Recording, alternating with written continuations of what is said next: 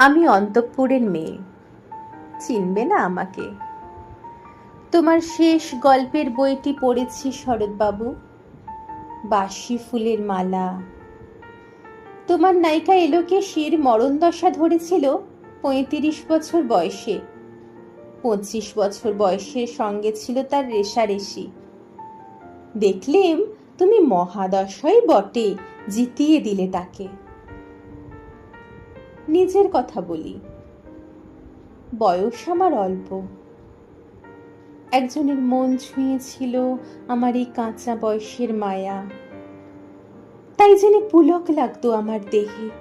ভুলে গিয়েছিলেম অত্যন্ত সাধারণ মেয়ে আমি। আমার মতো এমন আছে হাজার হাজার মেয়ে, অল্প বয়সের মন্ত্র তাদের যৌবনে। তোমাকে দোহাই দিই, একটি সাধারণ মেয়ের গল্প লেখো তুমি। বড় দুঃখ তারও স্বভাবের গভীরে অসাধারণ যদি কিছু তলিয়ে থাকে কোথাও, কেমন করে প্রমাণ করবে সে? এমন কজন মেলে যারা তা ধরতে পারে? কাঁচা বয়সের জাদু লাগে ওদের চোখে। মন যায় না সত্যের খোঁজে, আমরা বিকিয়ে যাই মরীচিকার দামে। কথাটা কেন উঠল তা বলি। মনে করো তার নাম নরেশ। সে বলেছিল কেউ তার চোখে পড়েনি আমার মতো। এত বড় কথাটা বিশ্বাস করব যে সাহস হয় না।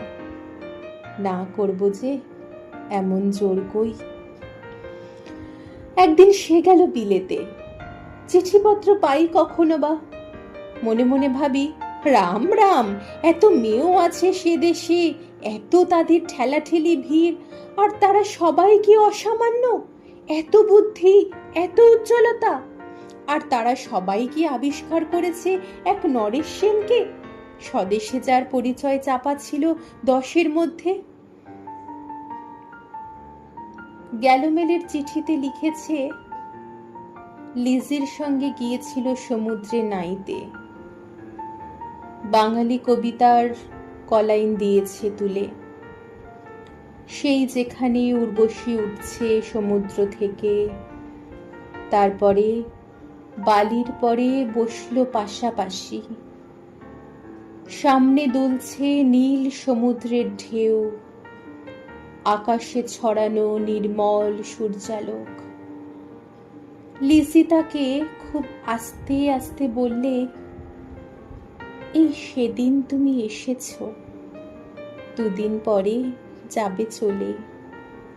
ঝিনুকের 2টি খোলা, মাঝখানটুকু ভরা থাক একটি নিরেট অশ্রুবিন্দু দিয়ে, দুর্লভ, মূল্যহীন। কথা বলবার কি অসামান্য ভঙ্গি!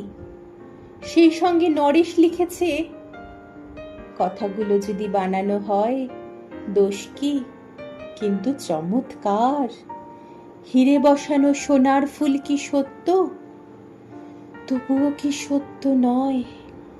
বুঝতেই পারছো, একটা তুলনার সংকেত ওর চিঠিতে অদৃশ্য কাঁটার মতো আমার বুকের কাছে বিধিয়ে দিয়ে জানায় আমি অত্যন্ত সাধারণ মেয়ে। মূল্যবানকে পুরো মূল্য চুকিয়ে দিই এমন ধন নেই আমার হাতে। ওগো, না হয় তাই হলো, না হয় ঋণী রইলেম চিরজীবন। তোমার পায়ে পড়ি, একটা গল্প লেখো তুমি শরৎবাবু। নিতান্তই সাধারণ মেয়ের গল্প, যে দুর্ভাগিনীকে দূরের থেকে পাল্লা দিতে হয় অন্তত 5-7 জন অসামান্যার সঙ্গে, অর্থাৎ সপ্তরথিনীর মার। বুঝে নিয়েছি আমার কপাল ভেঙেছে, হার হয়েছে আমার, কিন্তু তুমি যার কথা লিখবে তাকে জিতিয়ে দিও আমার হয়ে। পড়তে পড়তে বুক যেন ওঠে ফুলে, ফুল চন্দন পড়ুক তোমার কলমের মুখে। তাকে নাম দিও মালতী। ওই নামটা আমার, ধরা পড়বার ভয় নেই। এমন অনেক মালতী আছে বাংলাদেশে, তারা সবাই সামান্য মেয়ে, তারা ফরাসি জার্মান জানে না, কাঁদতে জানে। কি করে জিতিয়ে দেবে উচ্চ তোমার মন, তোমার লেখনী মহীয়সী? তুমি হয়তো তাকে নিয়ে যাবে ত্যাগের পথে, দুঃখের চরমে শকুন্তলার মতো। দয়া করো আমাকে, নেমে এসো আমার সমতলে। বিছানায় শুয়ে শুয়ে রাত্রির অন্ধকারে দেবতার কাছে যে অসম্ভব বর মাগি, সে বর আমি পাবো না, কিন্তু পাই যেন তোমার নায়িকা। রাখো না কেন নরেশকে 7 বছর লন্ডনে, বারে বারে ফেল করুক তার পরীক্ষায়, আদরে থাক আপন উপাসিকা মণ্ডলীতে। ইতিমধ্যে মালতী পাশ করুক এমএ কলকাতা বিশ্ববিদ্যালয়, গণিতে হোক প্রথম তোমার কলমের এক আঁচড়ে।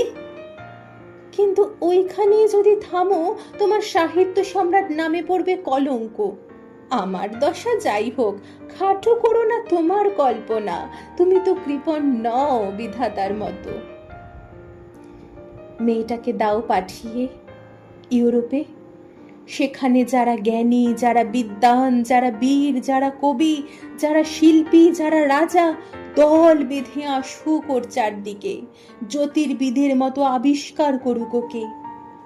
শুধু বিদুষী বলে নয়, নারী বলে। ওর মধ্যে যে বিশ্বজয়ী জাদু আছে, ধরা পড়ুক তার রহস্য। মূঢ়ের দেশে নয়, যে দেশে আছে সমজদার, আছে দরদি, আছে ইংরেজ, জার্মান, ফরাসি। মালতীর সম্মানের জন্য সভা ডাকা হোক না, বড় বড় নামজাদার সভা। মনে করা যাক সেখানে বর্ষণ হচ্ছে মুষলধারে চাটুবাক্য, মাঝখান দিয়ে সে চলছে অবহেলায়, ঢেউয়ের উপর যেন পালের নৌকো। ওর চোখ দেখে ওরা করছে কানাকানি। সবাই বলছে ভারতবর্ষের সজল মেঘ আর উজ্জ্বল রৌদ্র মিলেছে ওর মোহিনী দৃষ্টিতে। এইখানে জনান্তিকে বলে রাখি, সৃষ্টিকর্তার প্রসাদ সত্যই আছে আমার চোখে। বলতে হলো নিজের মুখেই, এখনো কোনো ইউরোপীয় রসজ্ঞের সাক্ষাৎ ঘটেনি কপালে। নরেশ এসে দাঁড়াক সেই কোণে, আর তার সেই অসামান্য মেয়ের দল। আর তারপরে আমার নোটে শাকটি মুড়লো, স্বপ্ন আমার ফুরলো। হায় রে সামান্য মেয়ে, হায় রে বিধাতার শক্তির অপব্যয়। কবিতার নাম সাধারণ মেয়ে। লিখেছেন আমাদের বিশ্বকবি রবীন্দ্রনাথ ঠাকুর।